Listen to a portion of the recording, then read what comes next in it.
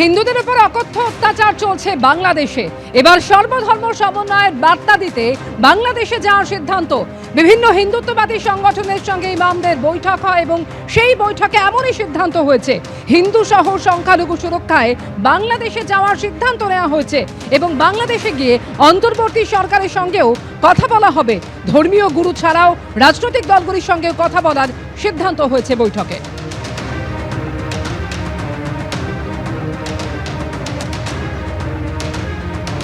দুই প্রতিনিধি সরাসরি এই মুহূর্তে আমাদের সঙ্গে রয়েছেন অনির্বাণ বিশ্বাস এবং সুকান্ত মুখোপাধ্যায়। প্রথমে অনির্বাণের কাছে চলে আসবো। অনির্বাণ, বিভিন্ন হিন্দুত্ববাদী সংগঠনগুলির সঙ্গে ইমামদের বৈঠক হয়েছে এবং যে বৈঠকে বাংলাদেশে যাওয়ার সিদ্ধান্ত নেওয়া হয়েছে, ঠিক কি সিদ্ধান্ত হয়েছে এবং কারা কারা থাকবেন এই প্রতিনিধি দলে? দেখো, তোমাকে প্রথমেই বলে রাখি যে গত 5ই আগস্ট থেকে যে ঘটনা বাংলাদেশে ঘটে চলেছে প্রতিদিন, এবং প্রতিদিনই কোথাও না কোথাও বাংলাদেশের বিভিন্ন জায়গায় সেখানে কিন্তু মূলত সংখ্যালঘু হিন্দুরা তারা কিন্তু আক্রান্ত হচ্ছেন।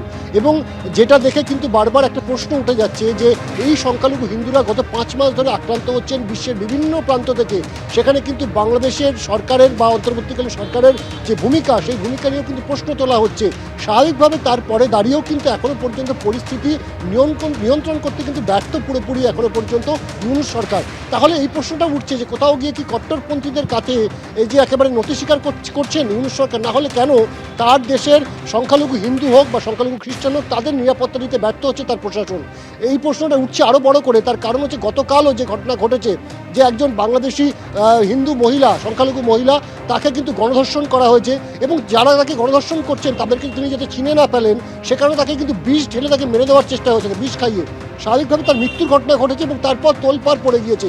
ইতিমধ্যে রাধারমণ দাস তিনি কিন্তু নিজেই গোটা বিষয়টি তিনি কিন্তু এক্স হ্যান্ডেলে পোস্ট করেছেন এবং তার বার্তা যে ঘটনা প্রত্যেকদিন বাংলাদেশে ঘটে চলেছে, কোথাও গিয়ে কিন্তু সংখ্যালঘুদের উপরে যে নির্যাতন সেটা কিন্তু অবিরাম হয়ে চলেছে, তার কিন্তু কোথাও বিরাম নেই।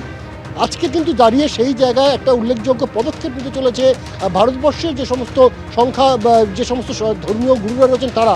গত দুদিন ধরে কিন্তু কলকাতায় সেখানে কিন্তু ধনধন্য অডিটোরিয়ামে একটি কনফারেন্স চলছিল।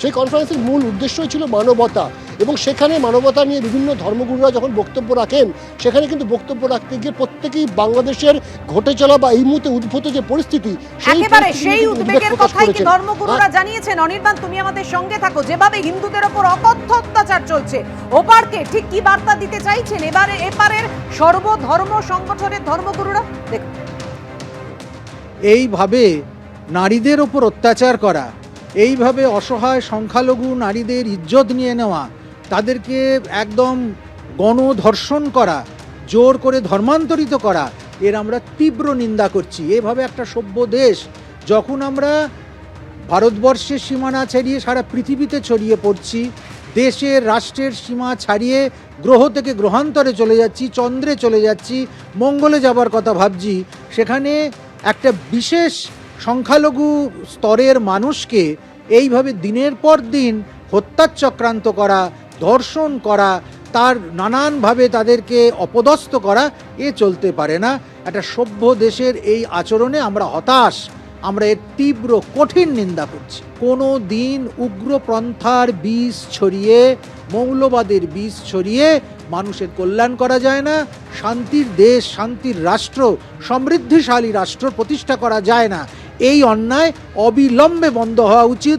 ইউনূস সরকারের সদর্থক পদক্ষেপ নিতে হবে। हमारी सबकी जाति ज़रूर अलग हो सकती है, हमारी पूजा पद्धति सबकी ज़रूर अलग हो सकती है, लेकिन हमारा जो सबसे बड़ा धर्म है वो इंसान और इंसानियत का है।